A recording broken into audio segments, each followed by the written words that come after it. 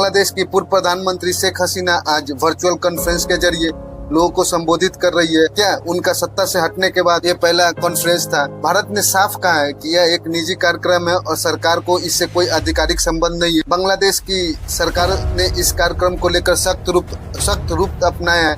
Welcome to Parth current affairs. आज हम बात करेंगे शेख हसीना द्वारा दिल्ली में एक ब्रीफिंग किया गया, वीडियो ब्रीफिंग किया गया, जिसके कारण भारत और बांग्लादेश दोनों के बीच में राजनीतिक हलचल सी मच गई है।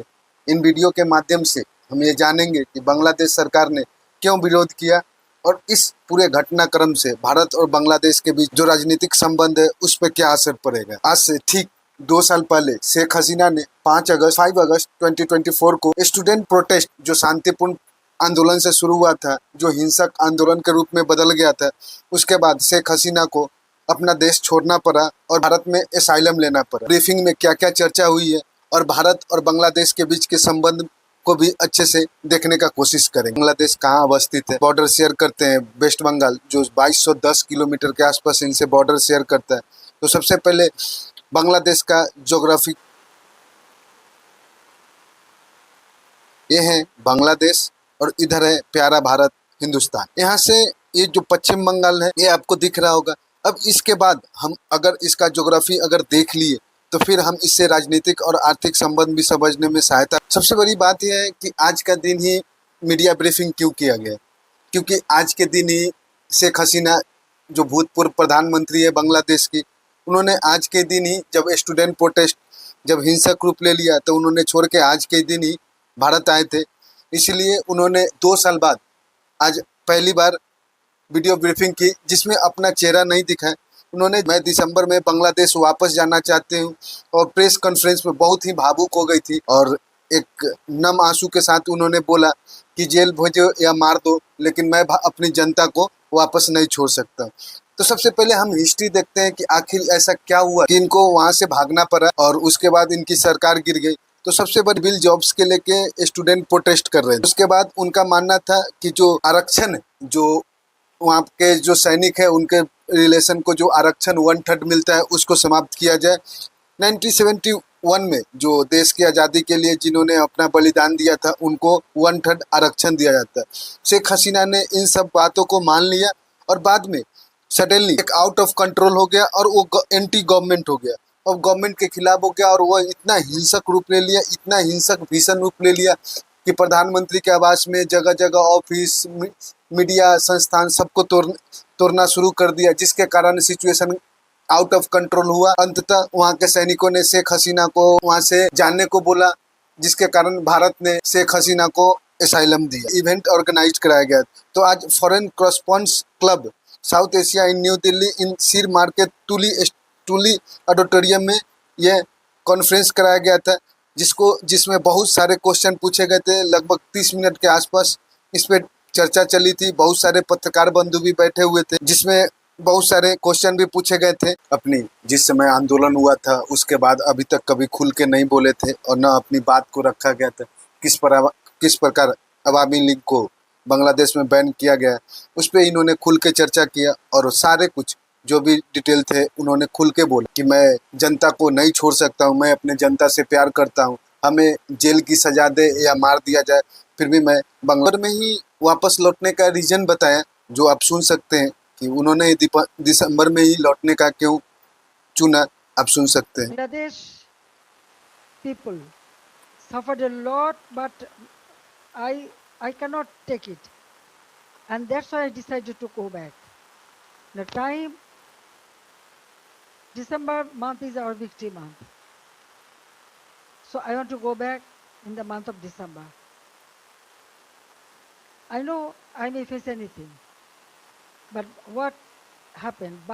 Bangladesh need reconciliation. साफ बोला कि जेल में डाल दो या मार दो फिर भी लौटूंगा, क्योंकि उन्हें पता है कि वो उनसे जनता उनसे कितना मोहब्बत करता है। ढाका के जो काबिज तारिक रहमान सरकार की तरफ से कार्रवाई किए जाने की आशंका पे जो वहाँ के होम मिनिस्टर है उन्होंने सीधा बोला कि उन्हें आते ही गिरफ्तार किया जाएगा और जेल में डाल दिया जाएगा। उन्होंने, शेख हसीना ने साफ बोला कि हमें भविष्य की चिंता नहीं है, हमें देश की चिंता है, हम जेल में भी रहेंगे। अगर भारत एक मित्र देश है। हसीना ने साफ साफ, भारत एक महान मित्र देश है जिन्होंने हमेशा बांग्लादेश को सहायता किया। आज़ादी एक हमारा मित्र है जो हमें हमेशा सहायता दी है, चाहे वो 1971 में आज़ादी की बात हो, 1975 में इंदिरा गांधी द्वारा शेख मुजीबुर रहमान एवं 18 प्लस लोगों को मार दिया गया था। उस समय ये जर्मनी से वापस आकर जब भारत में एसाइलम लिए थे, उस समय इंदिरा गांधी ने इन्हें एसाइलम दिया था। तो इन्होंने क्लियर वर्ड में कहा है कि भारत के साथ बांग्लादेश का बहुत अच्छा संबंध है और आगे भी संबंध रहेगा। और इनका जो पर्सनल संबंध है वो प्रणब मुखर्जी की बेटी शमिष्ठा मुखर्जी से बहुत अच्छा संबंध। ब्रीफिंग में कहा, संगठित समूहों ने छात्र के साथ मिलकर हिंसा की। उनका कहना था कि छात्र हिंसक रूप उतना नहीं लेते, लेकिन इनके पीछे एक ऑर्गेनाइज्ड भीड़ तैयार थी और ऑर्गेनाइज तरीके से इनको हिंसक बनाया गया। इसी क्रम में इन्होंने पीएम शेख हसीना ने कहा कि मोहम्मद यूनिस ने भी कहा था कि इसकी तैयारी बड़ी चतुराई से की थी। यह सिर्फ छात्र आंदोलन नहीं बल्कि बैलेट बॉक्स, बिना सत्ता के बैलेट बॉक्स पे कब्जा करना था। लूट हुई संपत्तियों पे आग लगाई गई, बहुत सारे अथक संपत्तियों की लॉस हुई। कम से कम 3000 पुलिसकर्मियों पर हमला हुआ एवं हत्या भी हुई। उसका अवामी लीग और कार्यकर्ता का भी दमन अभी भी जारी है। जिस प्रकार हिंदू अल्पसंख्यक पर दमन जारी है, उस तरह अवामी लीग कार्यकर्ता पर भी अभी भी दमन जारी है। लगभग 10,000 कार्यकर्ताओं मारे गए, करीब 3500 पे मामले दर्ज हुए, 15,000 कार्यकर्ता पर केस है और खुद हसीना के खिलाफ, शेख हसीना के खिलाफ अभी तक 600 मामले दर्ज हो रही थी। तो इससे पहले बांग्लादेश के जो एक्सटर्नल मिनिस्टर है उन्होंने इनका विरोध किया, तो भारत ने सीधा सीधा बोला कि इनका प्राइवेट इवेंट है, हमें कोई लेना देना नहीं है, कोई भी प्राइवेट इवेंट कर सकता है। उसके बाद India deny involvement in Sheikh Hasina August 5 virtual meeting appearance. India ने साफ साफ मना कर दिया कि हमें ये प्राइवेट है, हमें इससे कोई लेना देना नहीं। Sheikh Hasina speech, government urge media to publish them to ICU chief.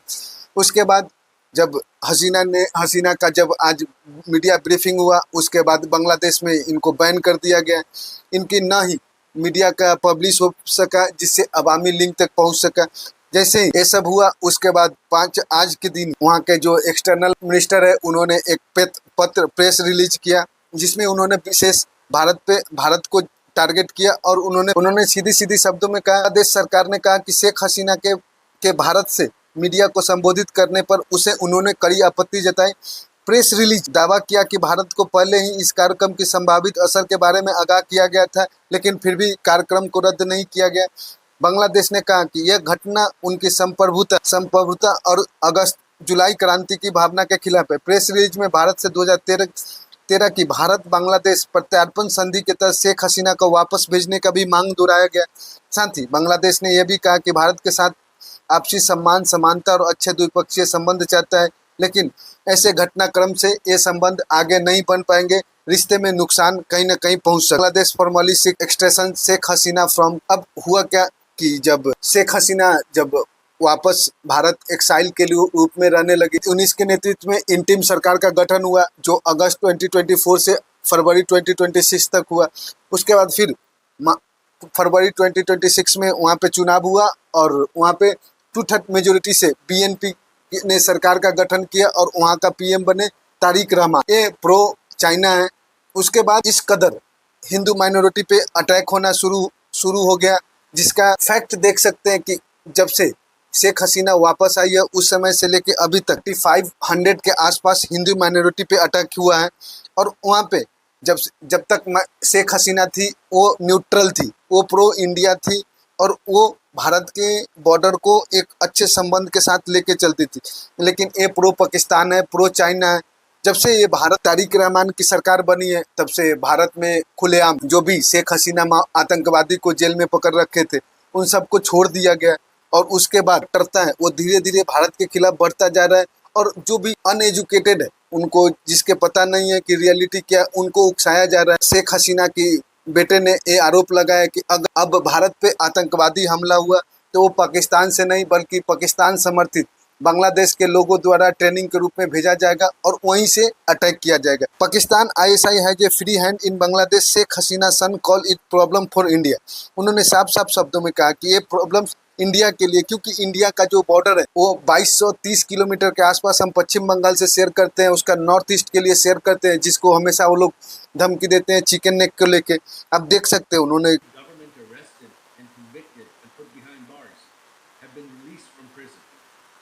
Hizb ut-Tahrir marches openly. Al-Qaeda operatives speak at public rallies.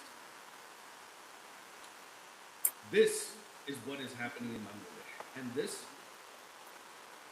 does not portend well for India and the world at large.